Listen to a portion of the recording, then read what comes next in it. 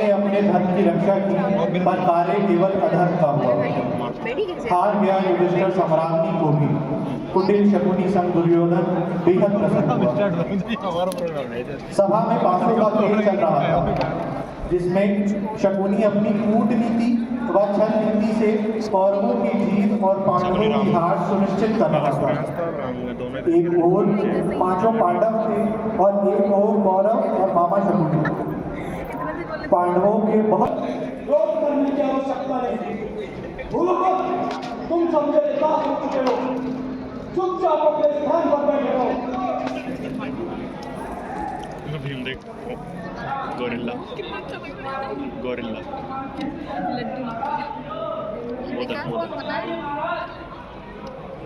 ये विदुर बना विदुर।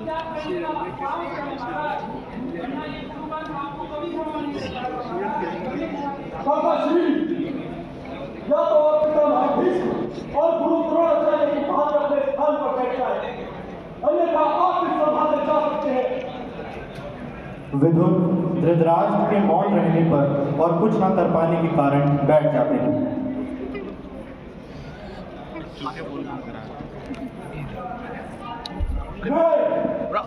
अपनी भाषा पिताओं का मनाने के लिए तैयार बोले लगाते हैं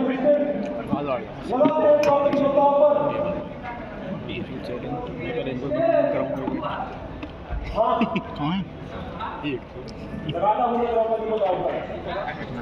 युधिष्ठिर के इस उत्तर से सभी अचंभित हो गए। पितामह भीष्म क्रोधित होते हैं, परंतु कुछ नहीं कर पाते।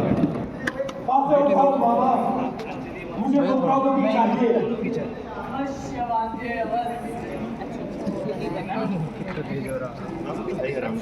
शकुनी पासे फेंकता है और कौरवों की जीत होती है।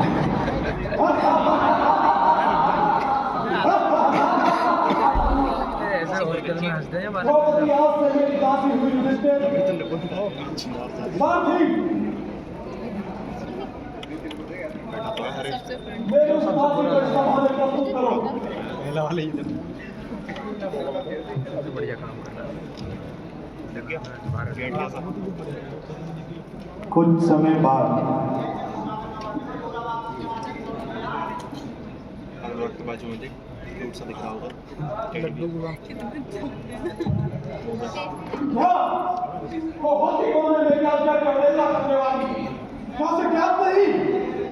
जीता है दुशासन, तुम स्वयं चाहो और मेरी उस दासी को बालों से घसीट कर इस सभा में प्रस्तुत करो।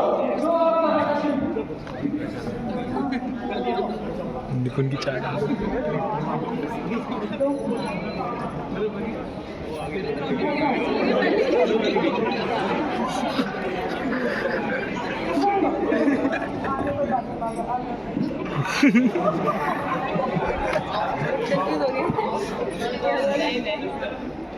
हमने तुझे जीत लिया है। नारी की मर्यादा का आदर करना सीखो दुशासन। चलती है या तुझे घसीट के ले चलूं? मुझे इस दशा में वहां ना ले चलो दुशासन। मैं कुलवधू हूँ, कुरुवंश की मर्यादा। आज तुम एक दासी के अतिरिक्त और कुछ भी नहीं। उठ जाओ दुशासन, मेरे समीप ना आना। चल पांडव तुम्हें कभी क्षमा नहीं करेंगे। और यदि मैं करना भी चाहे तो मैं ऐसा होने नहीं दूंगी।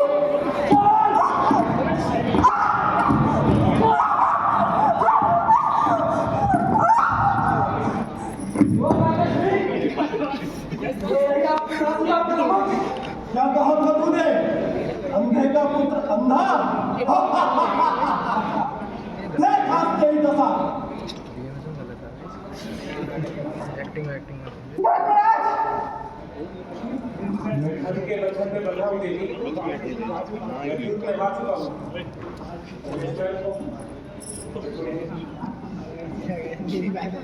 पितामह भीष्म, आप तो स्वयं माता गंगा के पुत्र हैं।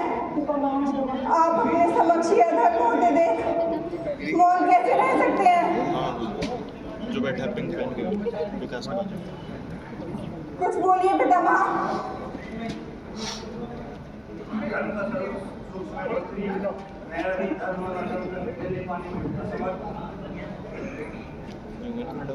महाराज, हस्तिनापुर की सभा में ये किस प्रकार का व्यवहार हो रहा है? मैं हस्तिनापुर की कुलवधू हूँ, कुरुवंश की मर्यादा, और मुझे इस प्रकार सभा में लाया जा रहा है। क्यों? उत्तर दीजिए महाराज। आचार्य ध्रुव, पिता के स्थान पर यहाँ है, मेरे साथ इस प्रकार का व्यवहार क्यों हो रहा है? कुलगुरु कृपाचार्य, काकाश्री, आप तो कड़वा सत्य बोलने के लिए प्रसिद्ध हैं। आप तो मौन न रहिए, कुछ बोलिए काकाश्री। महाराज, आप ये अन्याय रोकते क्यों नहीं है?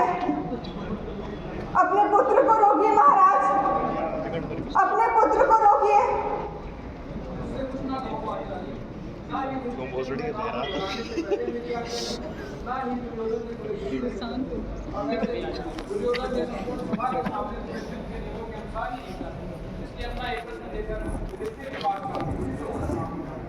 ये होते कौन है मुझे हारने वाले?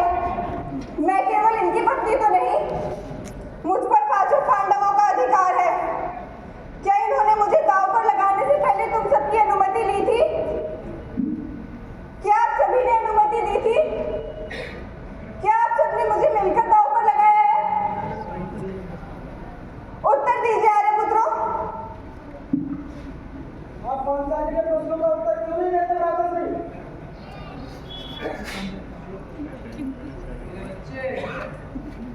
मैंने तुमसे कहा था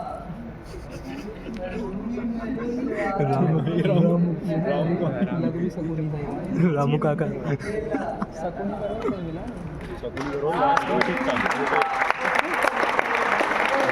चलो सुन को लंदो उसकी पढ़ ही गई।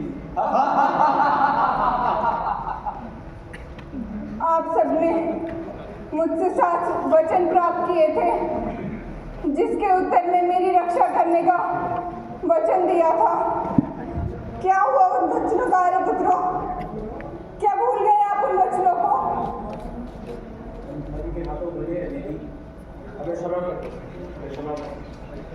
हे पांचाली, हमें क्षमा कर दो पांचाली, हम शेष पाता के विरोध नहीं जा सकते थे, हमें क्षमा कर दो पांचाली, क्षमा कर दो।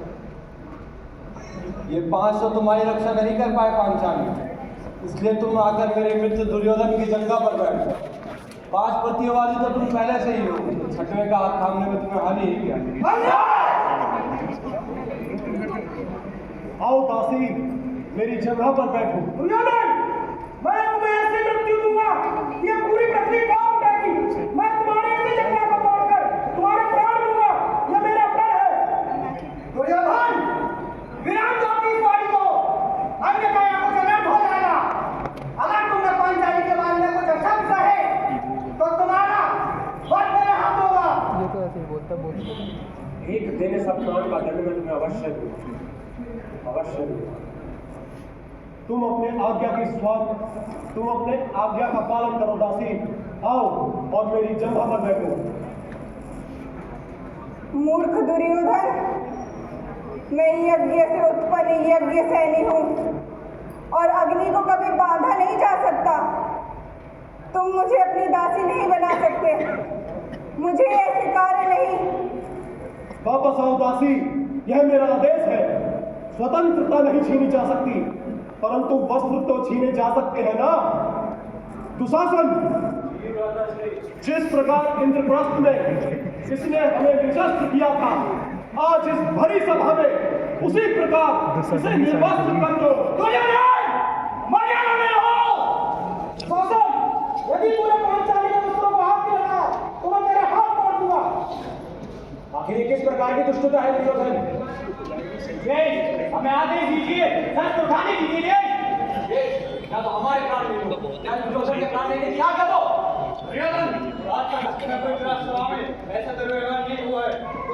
इसकी आवाज में कमजोरी है भाई। इस दासी का व्यवहार देखिए पितामह, क्या है धर्म के भागी नहीं? बस करो दुर्योधन, बस करो।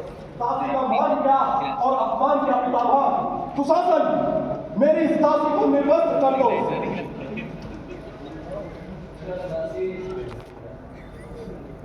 आज मेरे हाथों से कोई नहीं बचा सकता दासी। उठ! तूने जिन हाथों से पांचाली के केस हुए हैं, मैं इन्हीं हाथों को रुद्र में उखाड़ कर फेंक दूंगा और मैं पांडुपुत्र भीम आज से घोषणा करता हूँ, जब तक प्रभु ने दुशासन की छाती छीनकर इसका लहू नहीं मिलेगा और इसके लहू से पांचाली के केस नहीं जा सकता,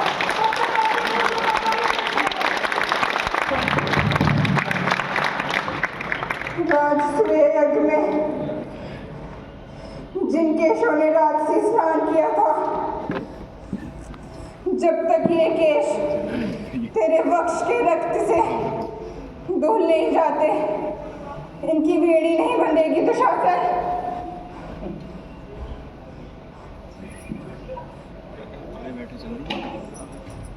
हे कृष्ण,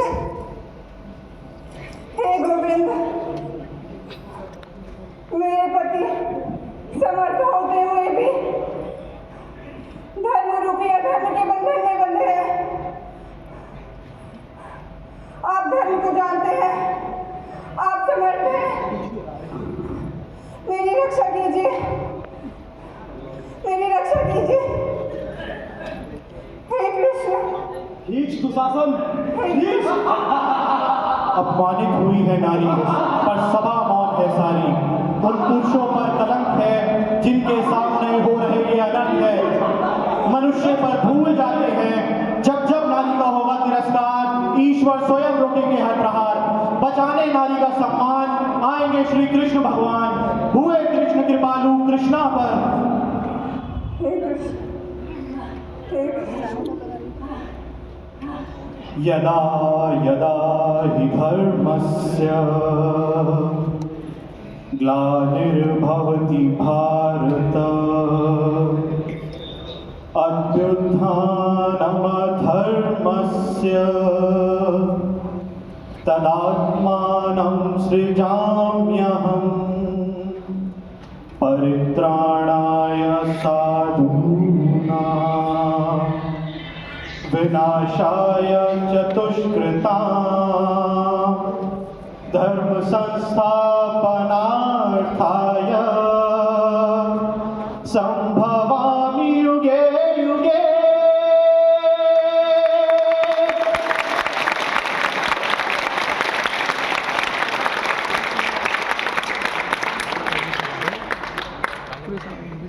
महाराज,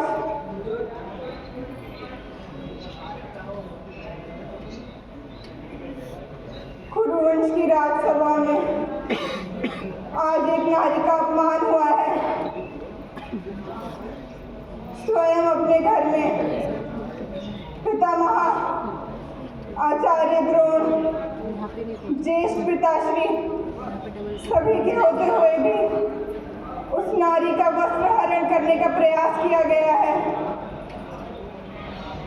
और आप सभी मौन बैठे रहे।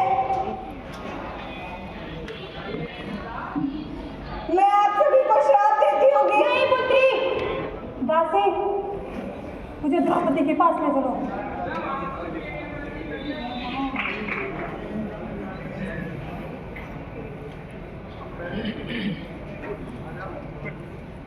पुत्री, नहीं पुत्री, नहीं।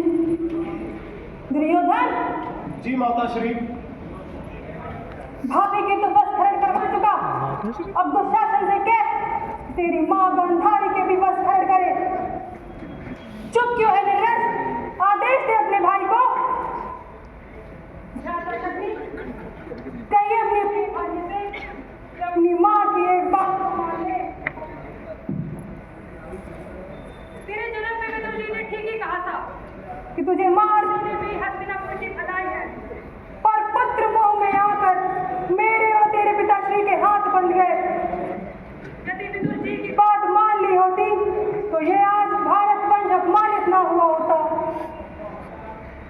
वंश के पूर्वजों, मैं आपकी कुलवधू गांधारी आपसे हाथ जोड़ के क्षमा मांगती हूँ।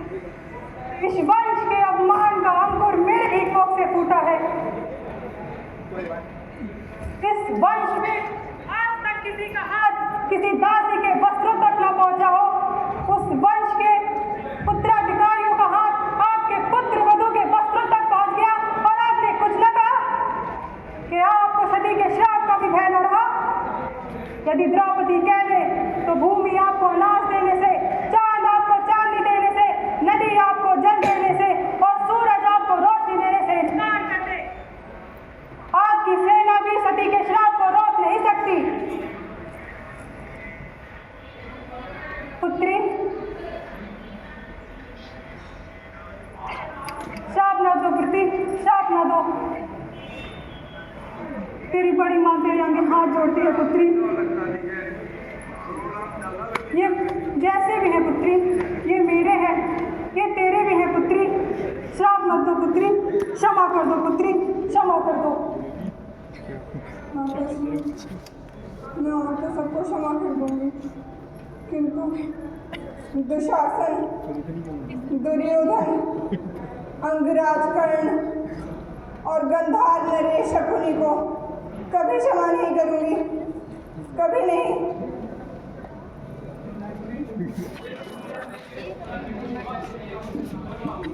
मांगो पुत्री, वर मांगो पुत्री। महाराज, मैं सम्राट युधिष्ठिर की दासत्व से मुक्ति मांगती हूँ और उन्हें सब कुछ लौटा देने का वादा मांगती हूँ।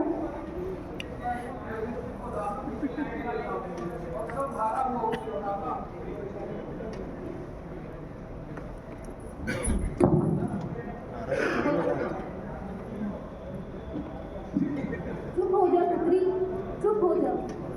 महाराज धृतराष्ट्र, आज आपके अनुज सम्राट पांडु के परिवार ने आप पर फिर से एक बार उपकार कर दिया है। चाहिए चुप होइए, किंतु जब तक दुख दिखता है तब तक दुर्जो पुत्र, मैं शीघ्र ही द्वारिका जाकर कृष्ण की नारायण सेना हस्तिनापुर के द्वार लाऊंगी और उनसे विनती करूंगी कि इस दुर्वंश को नाश कर मेरे पुत्रों को स्वतंत्र करे।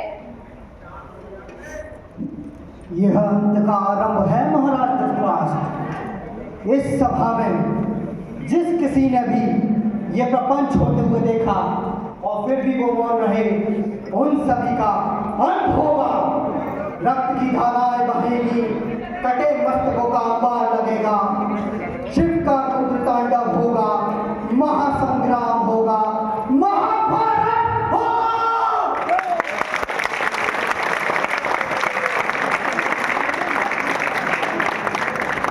मैं समय इस अध्याय को यहीं समाप्त करता हूँ।